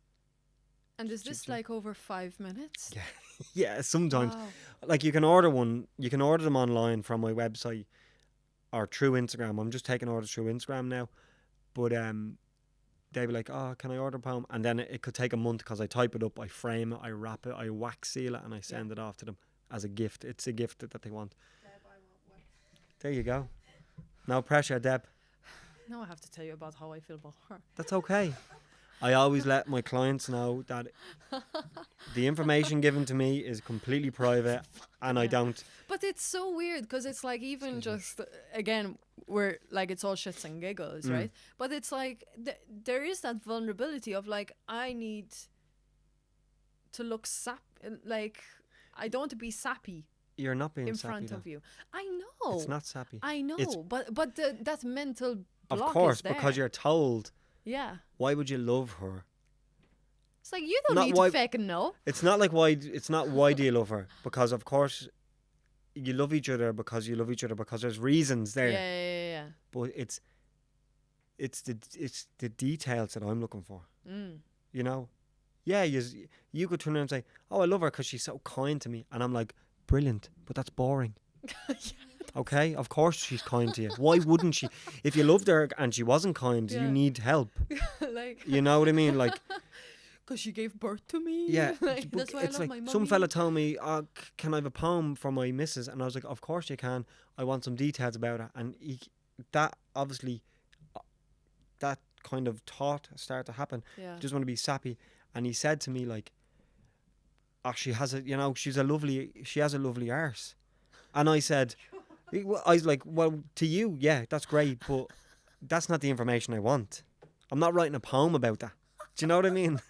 Like, I'm not writing a poem about your missus's arse. Do you know? Romance. But then he opened up. Okay. He's like, "Well, I'm taller than her. She's smaller than me. It's kind of a thing we have about this." I was like, "More of that. Go deeper then." Yeah. I'm like, "Go deeper." But people on the street, I've had people on the street cry telling me about certain things. Really? Yeah, because you cannot, like, you can kind of get from, they're a bit, you can, I done one for Poetry Day Ireland there in April, for Poetry Day over by the canal beside, what's his name? Paddy Kavanagh statue over on Bagot Street. And there was a couple walk by and they were going to view a house and it was her birthday. And she's from Kildare. And I wrote a poem. And in the poem, like, she just said, "Oh, we're going to view a house, but it's my birthday." And I says, "Brilliant.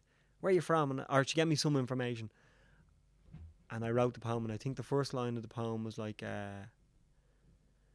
happy birthday, or it's like, it's the day that you never asked to come into this world, but I want you to know that there's so many people grateful that you did. And I went, whatever. But when I handed it to her and she read it, she just started crying straight away. And she's like, "I needed to hear that." Oh. And but the only reason that I put that in the poem, and this was a bit selfish of me, because I needed to hear that myself for me. Yeah. So I had to write that so I could read that and say, "Do you know what? People do want you here." So, but I could tell there was something going on, and I was like, "I'll just write that and give it to her and see." But I didn't know it was going to have an impact on her like that, do you know? Yeah. And that was like a 2-minute meeting. I was kind of in the flow then, though. Some people come up and give me loads of, on that kind of guerrilla poetry where you're on the street and you're writing it. Some people can come up and say, "Oh, I want to write a poem about this," and you're just, the gears mightn't be grinding, and you need about 20 minutes, and people are like, are you done yet? And it's kind Is of, it a long poem that you give them? sometimes I might give them like an A4 page. It might be what you have there, like Yeah. maybe 6 or 7 lines. It just depends. Mm. It depends. I'll never go over a page ever, because And what about? It's gonna sound really silly, but it's No. a typewriter. yeah, Do you backspace?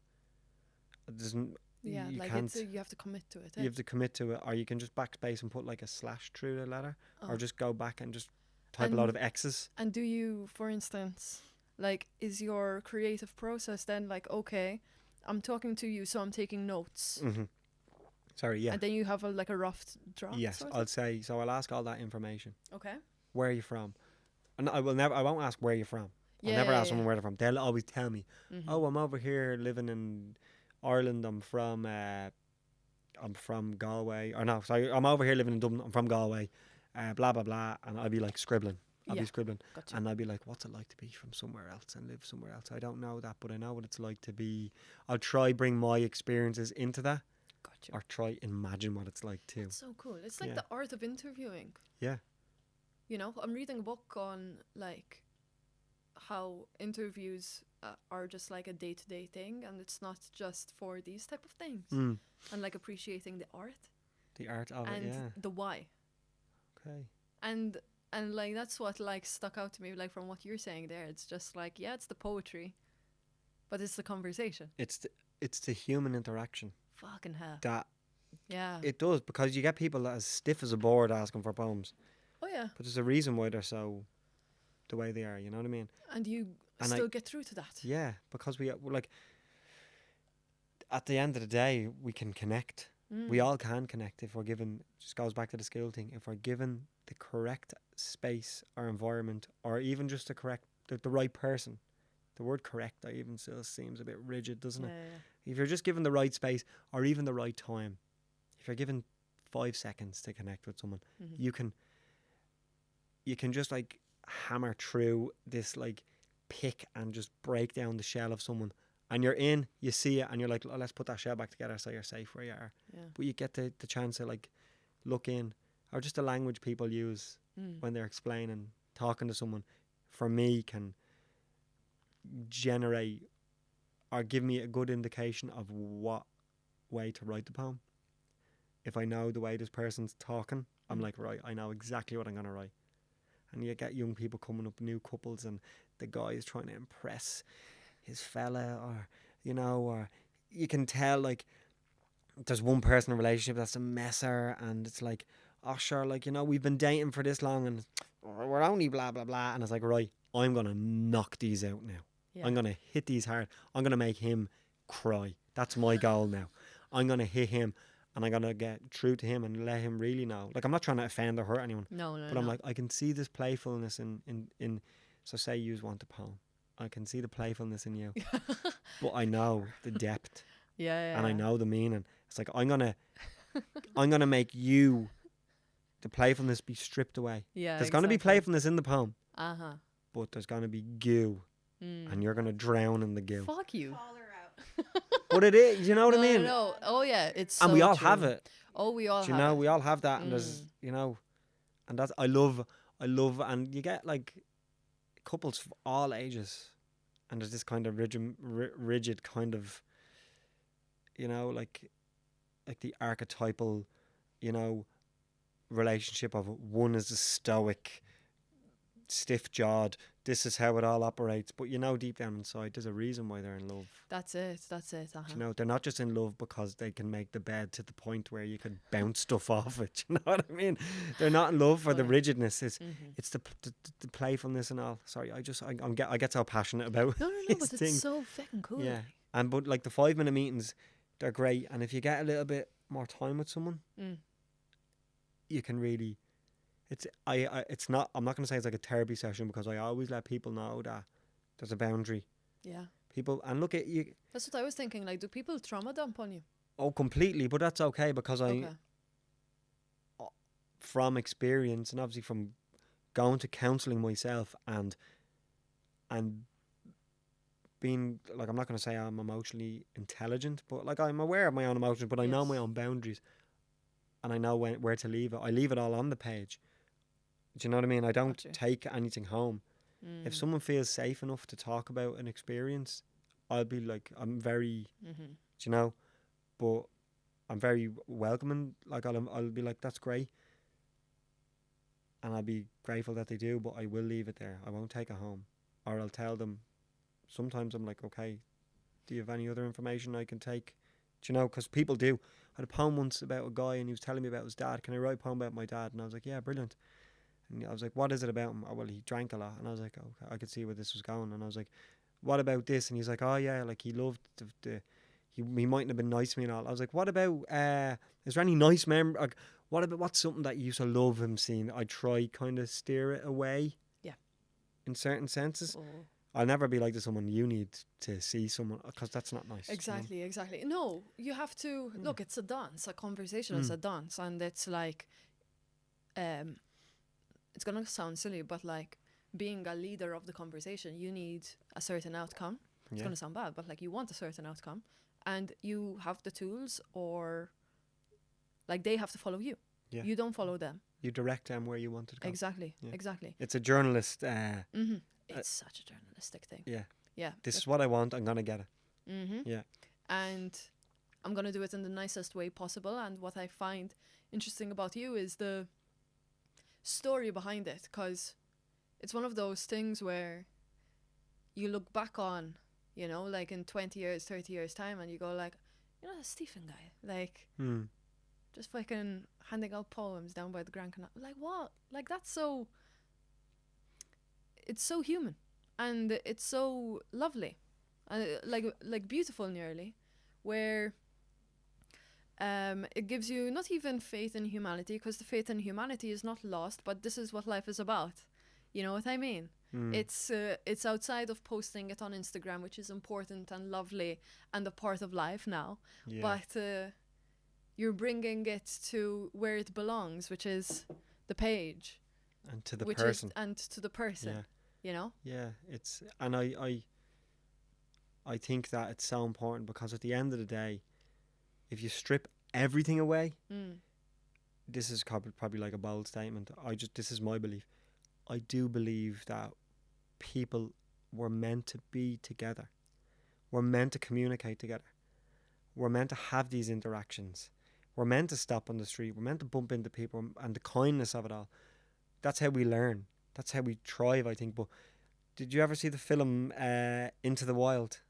Sounds familiar as well. I'm really bad at films. He goes off. He Into the Wild. What's he called him? Something super. I don't know. I can't think That's of his okay. name. But he goes off into the wild, and he ends up. Spoiler alert! It's a true story. He goes off and he wants to explore the wilderness, and he lives in Alaska, and he ends up dying. Oh. But at the end of the film is like, I'm gonna get the quote wrong now, but it's like he carves it in, and it's like, happiness is meant to be shared. Yeah. He wants to escape everything, but the reality is, like, we're meant to go through the shit together. Mm-hmm. And yeah, you go through it alone, but I think the human connection is the most important thing. You're not going to find happiness. You'll find happiness in the wilderness, but Yeah. how good is it to turn around and say, look at this fucking oak tree? Uh-huh. You know, instead of just experience it by yourself. I just think we should share. Yeah. It should be shared. And that's why I like writing. Social health. Yes. It's the social side of things that is slowly starting to be lost. Making friends in your 20s is a massive one for me. Like, it's quite a common topic on the podcast and stuff, because we kind of like lose the automatic friends sometimes, in inverted commas, that you make in school. Yeah. You know? And it's like, you forget, like, oh, okay, my colleagues are my colleagues. Like, what do I do now? You know? And you're lost. Yeah. And sometimes we do turn to the internet, which is a good thing, but then you can end up in a very scary community.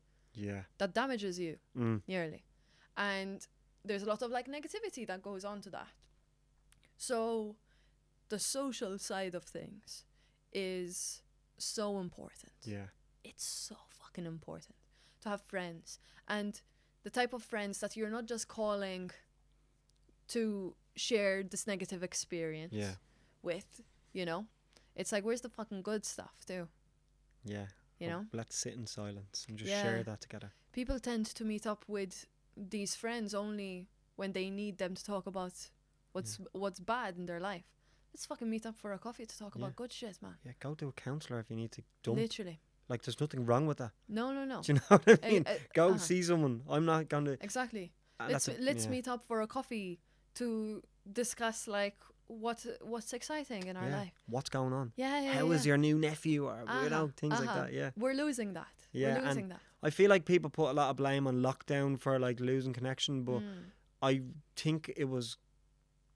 think we've lost it before that. Yeah. If anything, I think that the lockdowns reconnected us to people, I think because we really yes. knew how important.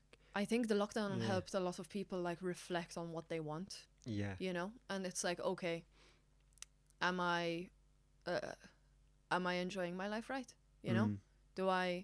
You do the swim rise meetups. That's Yes. something that I wanted to ask you as well. It's like, okay, you know, like nature is very important to Yeah. me. Like that disconnecting helps. It's how long you're disconnected for. Yeah. Are you in control? You know? Are you disconnecting because you need to go through certain things by yourself? You need a little bit of space. 100%. Don't drag anyone down with you. Yeah. Are you disconnecting because there's a social anxiety issue? You know? What's happening? That sort of thing. Do you need that little bit of a push? Do you need to figure out what ignites that fire? What ignites that fire? Fucking hell, man. Go to, like, if you like the arts, go to a spoken word sesh. You don't need to perform. A lot of people then always take it too far. You know, I remember having a friend. He's like, I need more friends and I really love rugby. Go join a rugby team. No, because then I won't play and I'll be on the bench and then I'll feel bad. Fuck that. It's about training, you know? And then, like, we always take it too far because we're competitive people too a lot of the time. Not all the time. Another thing I always say, the smokers area. You don't need to smoke. You don't need to smoke. Just, if there's a group with you, you know, and you don't need to drink either, and they're going outside, go outside with them. You don't need to do anything. But that's where the conversations happen. Yeah. You know? As long as you can put up with the smell of cigarette smoke in your hair There or you clothes, You're G. go at it. Fully. But like the smokers area is literally Yeah, just... that's where all the juice is. Even if you're traveling, just have a lighter on Yeah. you. Like, that's when... do you have a lighter? Yes, Yeah, I do. there you go. Make sure it's attached to, like, a chain and a big block so you get it back off them. Just like a Yeah, necklace. on your necklace. You know, that sort of But thing. I think you're right in the sense some people do take it too far and they make things their identity. Do you know? Like, you see a lot of that, like, Yeah. instead of just a social aspect of things. But it comes with age. I think it comes with age. It comes yes, with, not even age, it comes with experience. That's all, you know. You get to a point in life where you say, I know what I like. If you like to be alone, that's great. I love my own time. But I do love being with people too. I just think that there is some people that don't switch off and they make the certain thing their identity, but that could be a social anxiety again. Could be, yeah. And it's going to sound bad, but it's only a matter of time when they will learn their lesson. Does that make sense? Like, that was me with sport, where it's like I was just the athlete. The moment that the injury, like, crippled me, you know what I mean? And it's like, oh, well, Yeah. no one has any questions for me because I'm not playing anymore. It's like that, and I was young as well.